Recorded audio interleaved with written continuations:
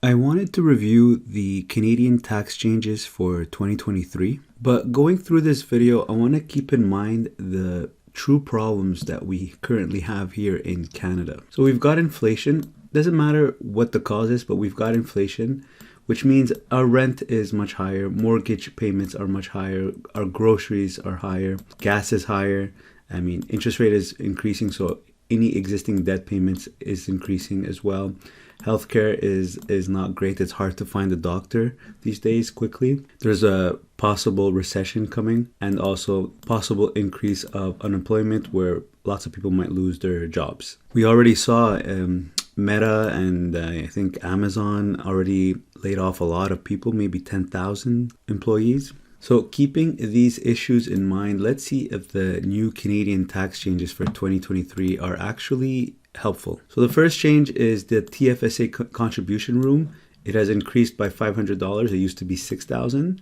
This year it's $6,500. So what does that mean? That means you can put an extra $500 in your TFSA, which is any gain you make on that $500 will be tax-free. So if you invested in a dividend stock that pays 5%, for example, 5% of $500 is $25 a year. So that $25 is completely tax-free, whether you withdraw it or leave it in the account, and that's forever. And even if you withdraw it, you can still put it back in a future year, and it's still tax-free. So how does that help me with all these problems over here? The only thing I could see is that it helps towards my future financial freedom. At some point, my investments can pay for my expenses, and this is a way to help me by giving me an extra $500 that I can contribute this year to help me achieve financial freedom in the future. But the thing is, with all these problems here where people having less and less disposable income, not everyone's going to have that extra $500 to put away into a savings account. So in short, I don't think this new change makes a big difference with the current problems that we have. So quickly, what is a TFSA? It's a tax-free savings account.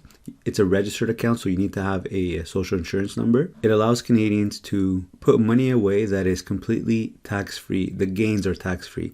So the contribution itself does not have any impact on your income taxes, but the gains that you make in this account, in this TFSA account, will be tax-free. But as you can see, you're limited to how much you can put in that account. You can't put $1 million in that account.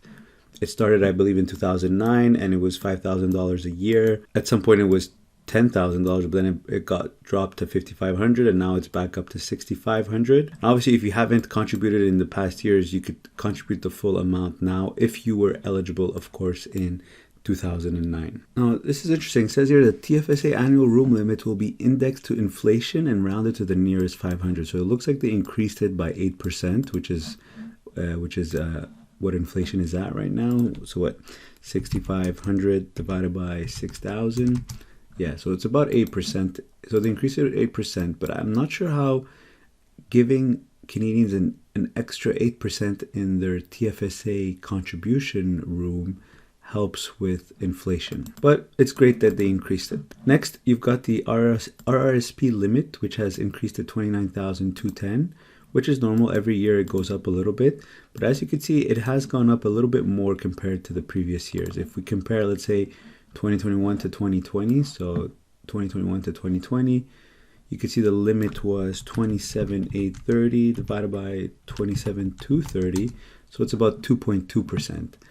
But this year, 2022, so 29,210 divided by 27,830, you can see it has gone up by almost 5%. So you can see the increase.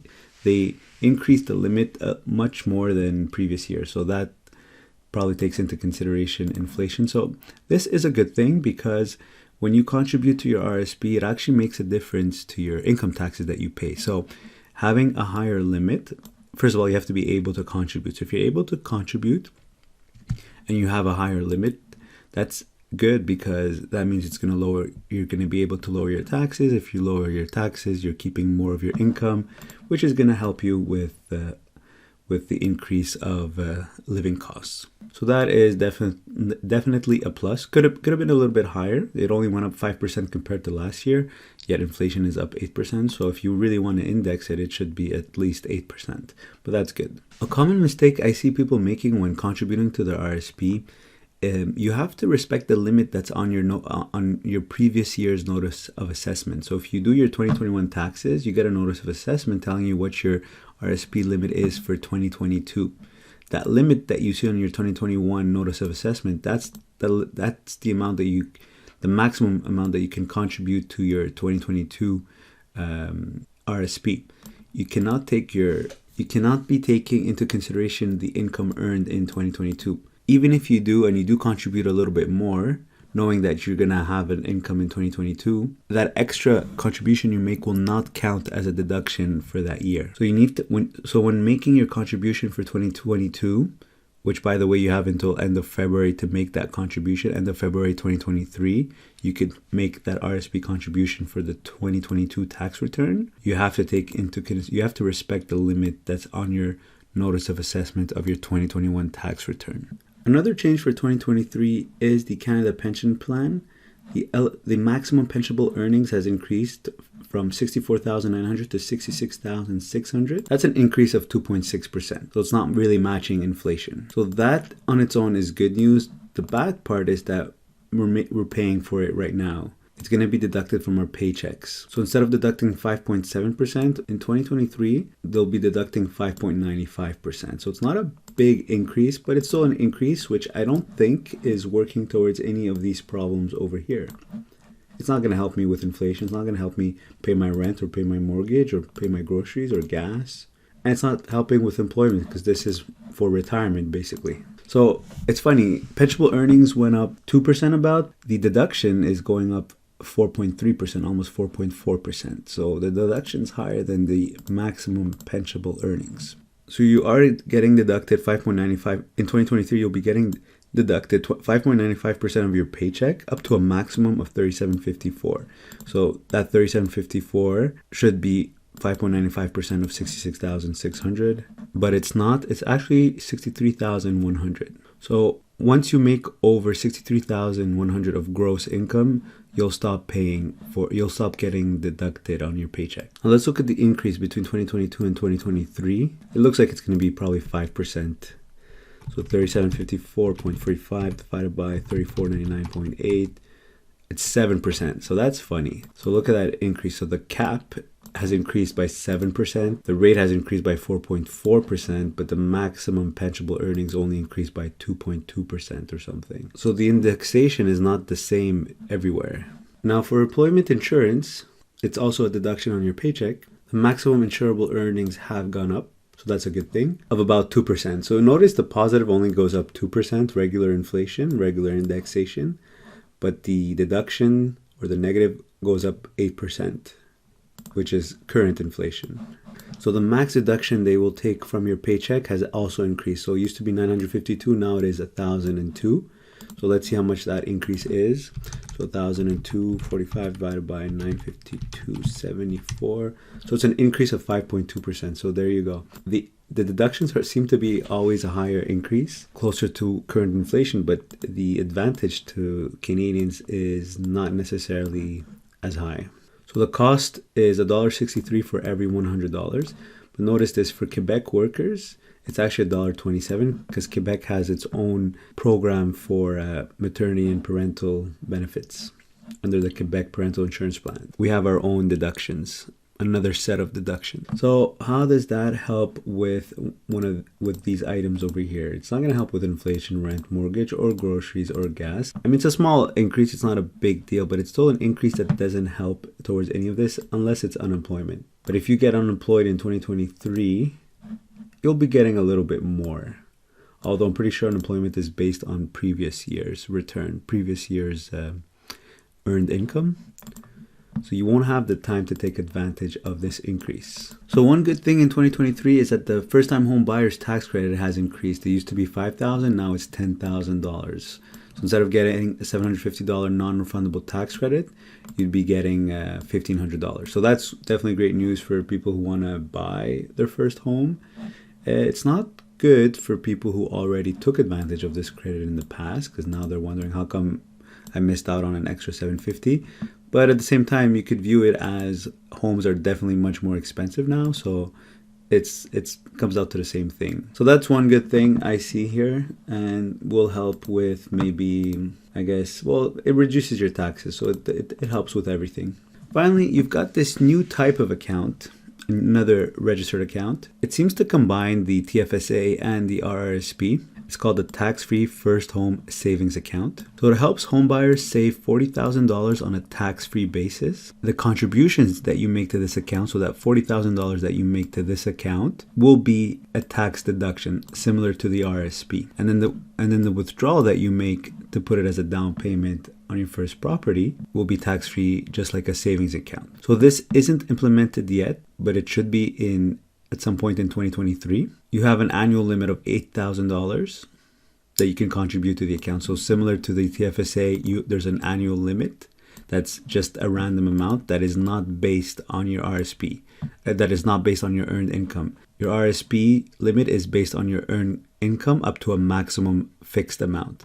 But your TFSA, when you make a contribution to your TFSA, as we saw, it's a fixed amount that's provided by the government. So this account here, the FHSA, has a similar contribution style to the TFSA. It's got a lifetime maximum contribution of $40,000.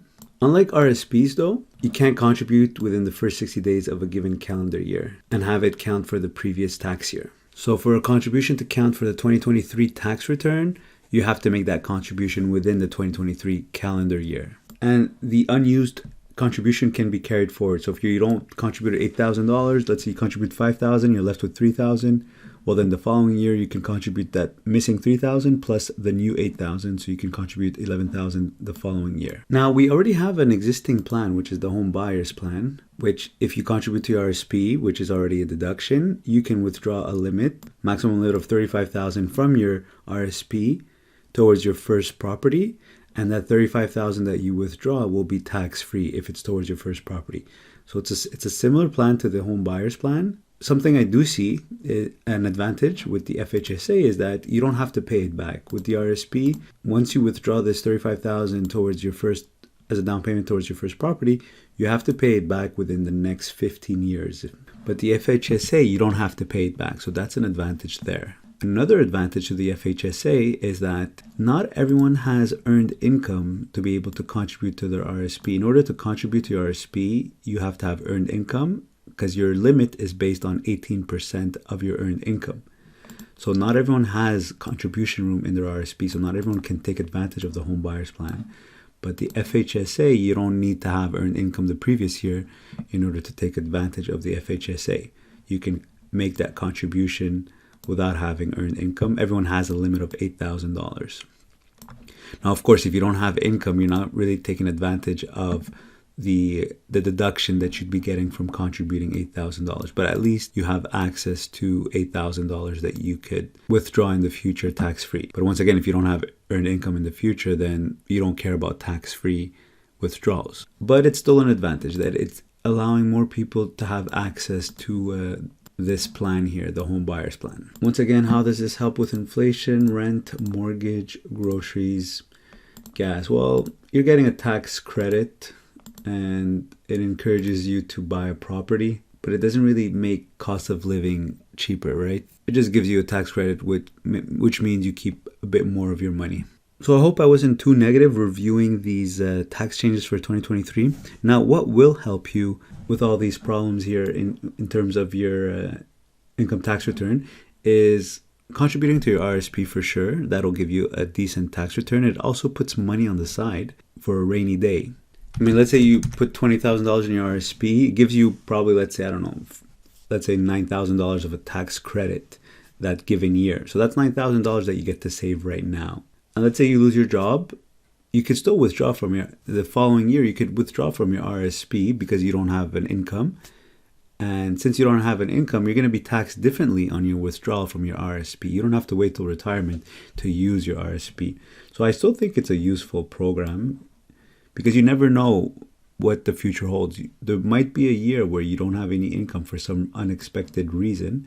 And then you can withdraw back your money and you'll be paying less taxes. much less taxes than the taxes you saved when you actually contributed initially. So I think contributing to your RRSP is a good thing. That's my opinion. Obviously, taking advantage of all the credits that is available to you. Make sure you're aware of the credits that are available to you. For example, if you worked from home, there's a credit for that, or a deduction actually. You've got your medical expenses. You've got the insurance premiums that you pay for your health insurance. That's also a medical expense. You've got your donations. So yeah, that's the advantage of using a good tax software is you will usually ask you good questions to identify the credits that are available to you, or you can also go with an accountant, of course, to prepare your taxes. But definitely keeping more of your money is key to help you with these issues over here. Now, I want to make a video on how you could lower your cost of living during inflation. It's mostly pointers, but I don't think really there's a solution that works for everyone, but it'll be interesting pointers. All right, just wanted to share with you my review of the Canadian tax changes for 2023. Let me know what you think in the comment section below. Also check out the referral links below. And I'll be making tutorials on how to prepare your tax return using TurboTax, UFile, and Wealthsimple Tax. All right, thanks for watching.